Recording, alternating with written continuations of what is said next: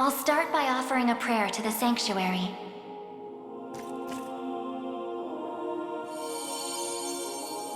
He who bears the ring of the unicorn, present its grandeur before me.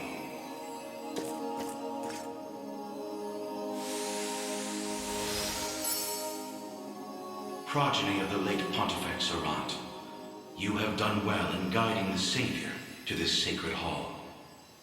You know of me? I do. Your father, under compulsion of Baltro's magic, destroyed the seal sheltered upon these grounds. A regrettable fate indeed. Excuse me the question, wise sage. Why is it that those of the pontifical lineage are able to break the Sanctuary seals? 'Tis a tale even older than the Orthodoxy itself. But that's over 800 years. Indeed. I speak of ancient Zenoira and their sorcerer's quest for might beyond mortal bounds. A pursuit which brought them to Palavia and the holy power of the almighty unicorn. Enraptured by its supreme brilliance, they began to experiment, using the citizens of Albion as their subjects. In time, those experiments birthed a new race entirely. The population you know as angels. That's not possible. Yet their only distinguishing feature were the wings on their backs, a mark of failure for the sorcerers who conceived them. The experiments continued unceasingly, but only one success emerged. A man capable of divine wonder. The first Pontifex. Yes, and the gift he bore was the means to lay wandering souls to eternal rest. But how does that relate to the seals? The purpose of Fevroth's Sanctuaries is twofold. The first is to soothe the vengeful spirits of old Zenoira. The second is to accumulate an energy most sacred, the power of cleansing. Galerius impelled your father to set loose the souls bound to the sanctum, to break its seal as you know it. In so doing, he divested these grounds of one of their vital duties. But the other, the power of cleansing housed within, still remains undefiled by wicked intent. My father must have foreseen the breaking of the seals all those years ago. Which explains why he asked you to one day guide me here. To impart the power of cleansing upon my ring, so that we may stop Galerius before it's too late.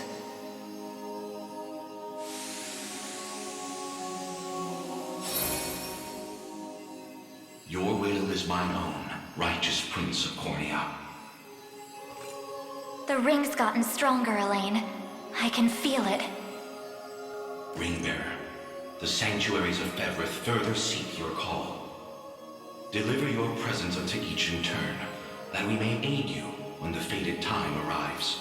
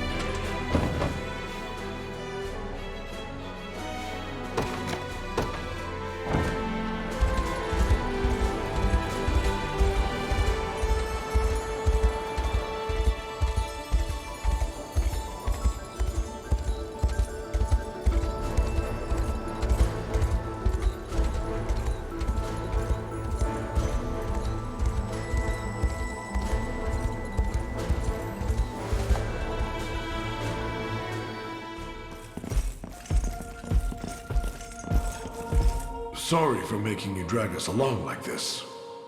Please, there's nothing to apologize for. I take it you have a question to ask. We want to see if this sage knows anything about the blue. It's the only reason we even got in here, so... I'll start by offering a prayer to the Sanctuary.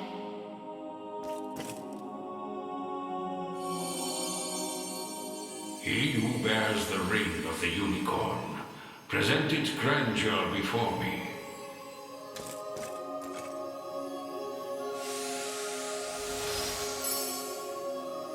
You've accomplished much, Ring-bearer. 'Tis no easy feat crossing a nation bound in the harshest of winters. I don't mean to interrupt, wise sage, but I was wondering if you could answer something for us. What exactly is the Bastorius Blue? You refer to the azure stone on your person, yes? It is magic made crystal, cultivated by the elves of yore.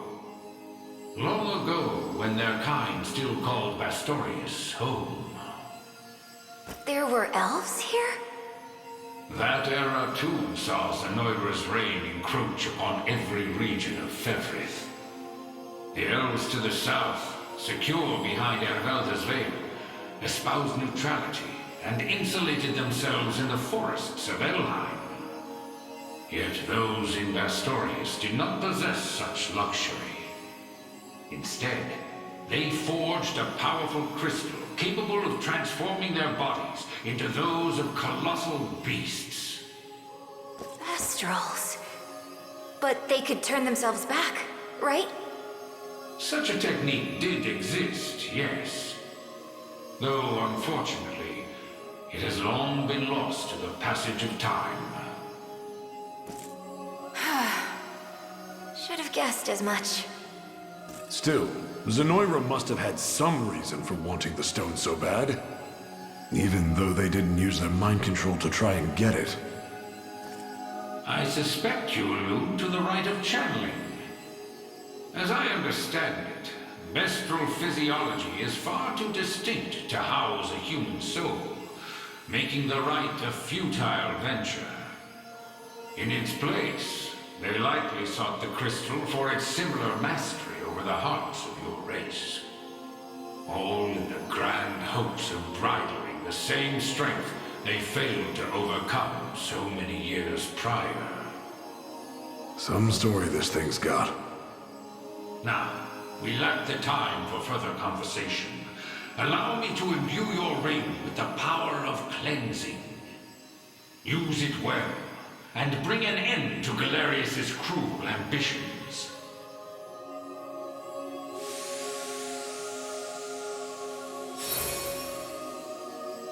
Your will is mine own, righteous Prince of Cornea. The ring's gotten stronger, Elaine. I can feel it. Ringbearer, the Sanctuaries of Fevrith further seek your call. Deliver your presence unto each in turn, that we may aid you when the fated time arrives.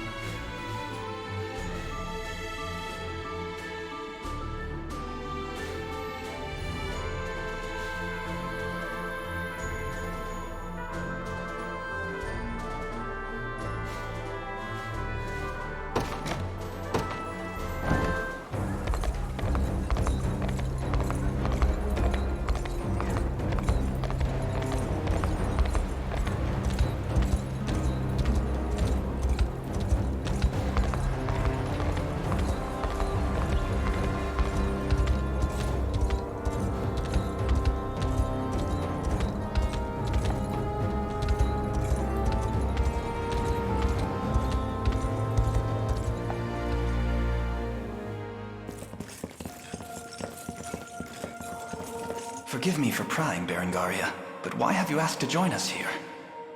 Baltro, I want to know more about the man who thinks he can tamper with other people's minds. I have a few other questions for this sage of yours, too. I'll start by offering a prayer to the Sanctuary.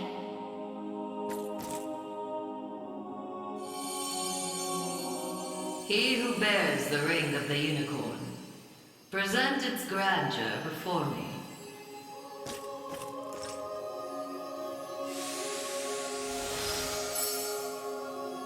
Excellent.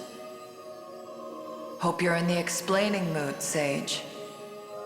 There's a sorcerer working with Galerius. Goes by the name Baltro. What can you tell me about him? The man was a true prodigy, if ever one has deserved the title. His aptitude for magic was, in a word, peerless. A gift he employed with little concern for sense or morals. 'Twas through that disregard that he birthed arts as magnificent as they were monstrous. The rite of channeling chief among them. Is that how the devil still lives? By possessing the body of another? Baltro himself has no need of such trickery. While the lost souls of ancient Zenoira's people have long stood confined within the sacred grounds of the Sanctuaries, Baltro has remained in the realm of the living, sustaining his twisted physical form for centuries upon end. The lone survivor of a fallen empire. But if those souls have been locked away, how exactly was he able to summon them? With the Crystal of Transference, of course. A potent medium capable of circumventing the barred gate to the beyond. Once the desired soul was summoned, he wielded the rite of channeling to convey it into a yet living host. 'Tis a feat, I presume, only possible for a man of Baltro's infernal aptitude. Crystals of transference. I can't say I've ever heard of them myself. I bet they're real tough to come by. Otherwise, he'd have brought back the whole damn empire by now. You make a good point. I've got one more question for you, Sage. This armor I'm wearing, it's not the only set. There was another up in Albion recovered from the Sanctuary when Zenoira first started knocking. Way I hear, it was the Pontifex who found it, gave it to a guy named Nigel not long after. So, I was wondering, this place have any old gear you're looking to part ways with? Alas, all armaments stored within these walls have long since been evacuated. Yet the power of cleansing remains pure and true. Grasp it tight, and it shall surely bring you succor in the days to come.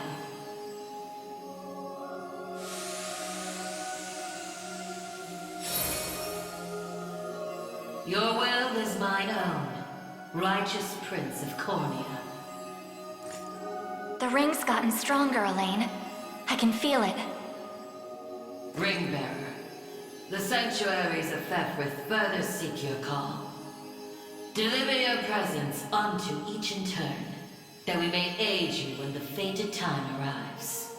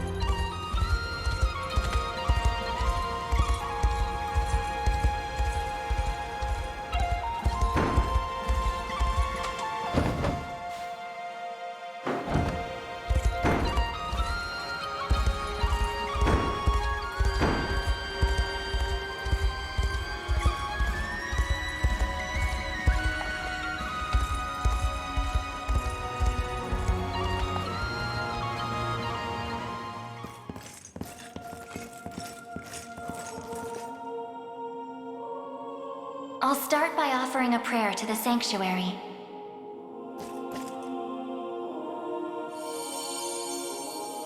He who bears the ring of the unicorn, present its grandeur before me.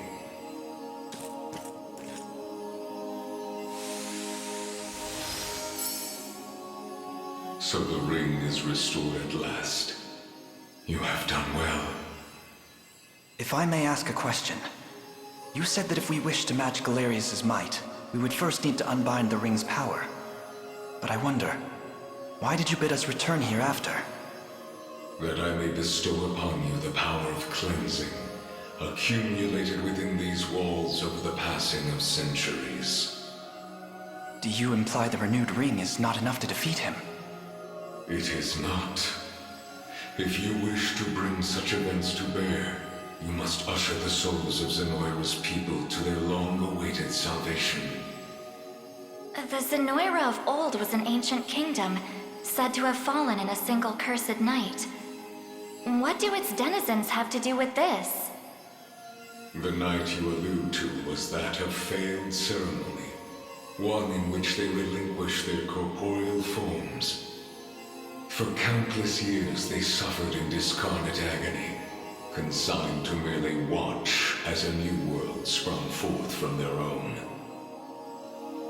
As you may expect, the weaker-hearted among them succumbed first to madness, then to an unyielding, rabid lust for evil. 'Tis only by the power of the Sanctuaries that such wicked souls were put to slumber, sealed away in a realm known solely as the Beyond. And Galerius used me and my father to break that seal. Quite so. He has torn open a seam between the land of the living and that of the dead. A seam through which he shall unite their beings, till neither one is distinct from the other. Then we know now what Galerius seeks. To resurrect the souls of ancient Zenoira. Should he succeed, this world will be met with grave disaster. Yet that is why our sanctuaries exist. Make use of our strength and bring eternal salvation to the souls of the lost. Now, the power of cleansing housed within these sacred grounds will prove a great boon in the battle ahead.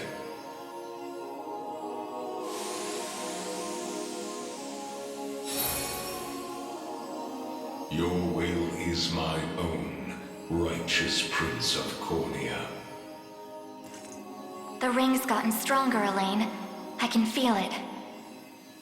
Ringbearer, the sanctuaries of Fevrith further seek your call. Deliver your presence unto each in turn, that we may aid you when the fated time arrives.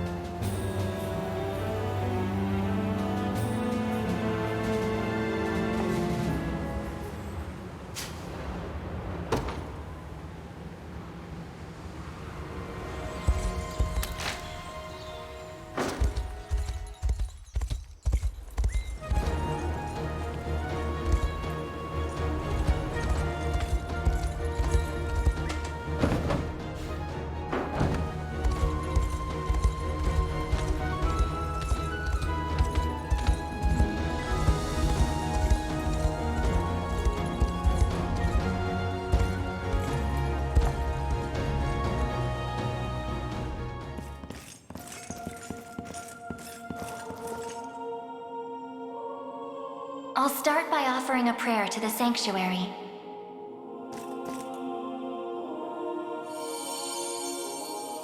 He who bears the ring of the unicorn, present its grandeur before me.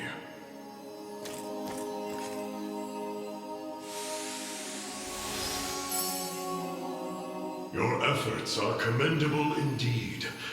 I shall grant you my might, that Galerius's ambitions may at last be foiled. If you'll allow me a question first. Galerius asserts himself Emperor of the fallen Zenoiran Empire, but I wonder, do his claims ring true? They do. He is a man dangerous beyond all reason or belief. In truth, Zenoira's people were not born on Fevrith soil, but hail from another continent beyond the Great Seas. Their populace enjoyed countless years of peace and prosperity, ushered in by magical advancements of the highest order. Yet, after a contested succession sparked civil war, the very magic which once enhanced their lives now stole them away instead. And by the day Galerius emerged victorious, Zenoira was naught but barren wastes, inhabited chiefly by the corpses of the damned. Faced with such cold conclusion, most would have considered him a king absent a kingdom. Yet Galerius would not be denied his reign. Mustering what few pitiful subjects remained in the realm of the living, he set off to seize a new shore as his own, Fevrith. Then the ancient Zenoira we're familiar with was actually an invading army from a far-off continent. The modest fiefdoms which dotted Fevrith could but thrash and flail beneath Galerius's insurmountable might. Only Elheim, shielded by the boughs of the divine Erhelda, was spared utter decimation. If that same conqueror now blights our lands as well, can we assume General Valmor was possessed by his soul? I don't believe we can. An energy so ineffably evil likely derives from something else entirely. How do you mean? Were he merely revived through the rite of channeling, slaying the host would banish his soul back to the frigid gates of the beyond. Yet, to judge by the monstrous aura surrounding him, I fear the task far too great for such crude methodology. No matter the truth of it, Galerius must be stopped. And the power of cleansing housed within these walls shall hearten that pursuit. 'Tis yours, should you but accept it.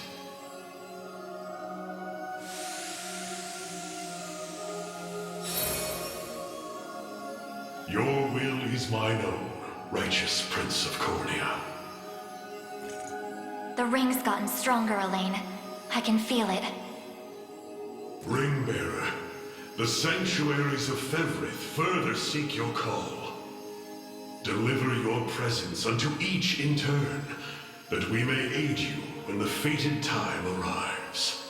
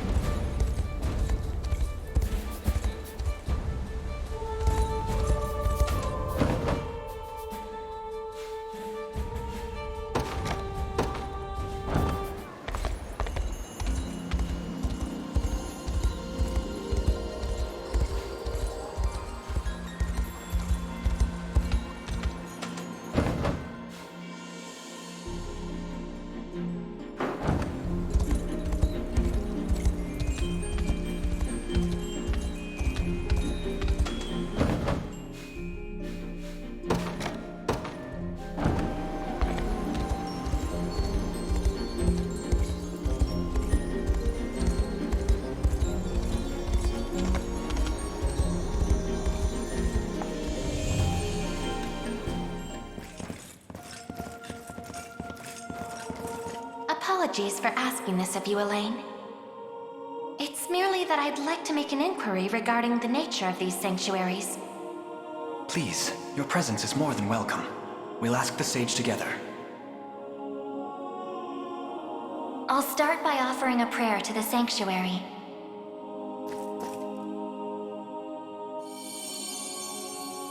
He who bears the ring of the unicorn, present its grandeur before me.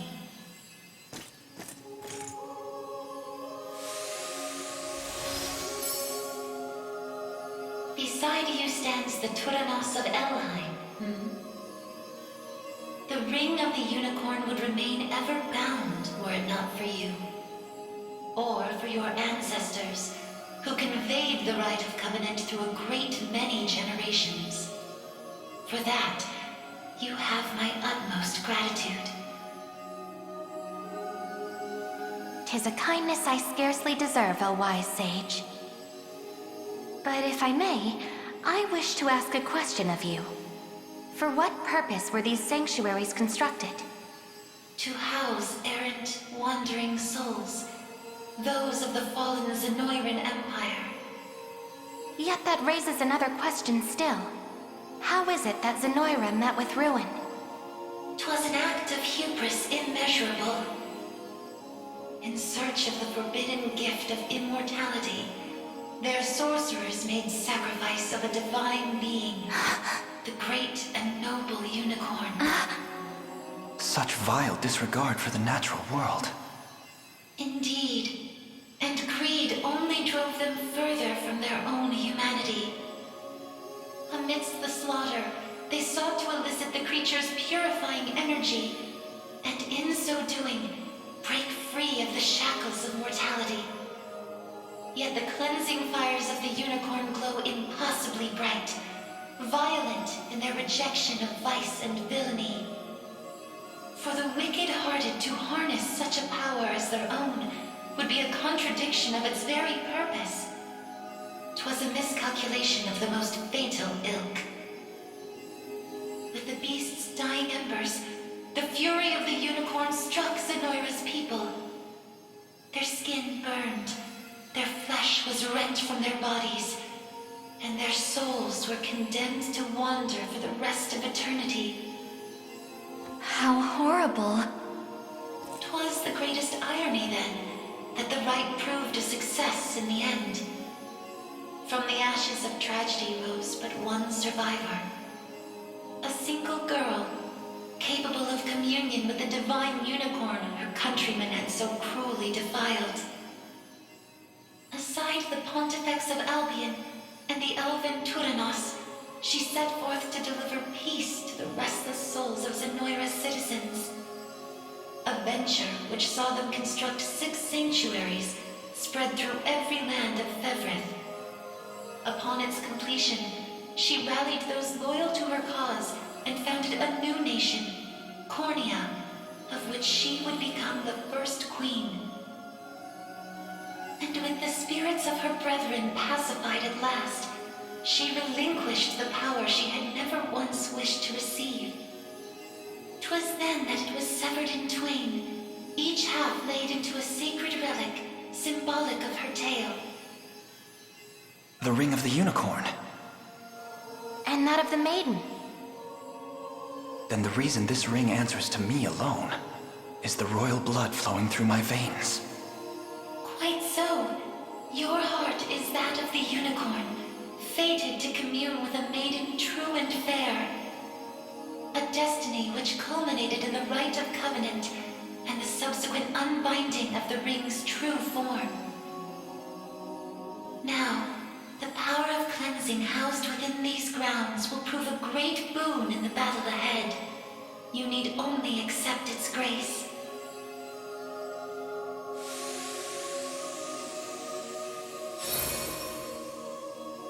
Your will is mine own, righteous Prince of Cornea. The ring's gotten stronger, Elaine. I can feel it.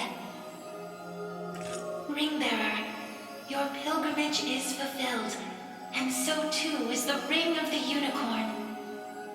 Deliver your presence unto the decisive conflict, that we may aid you when the fated time arrives.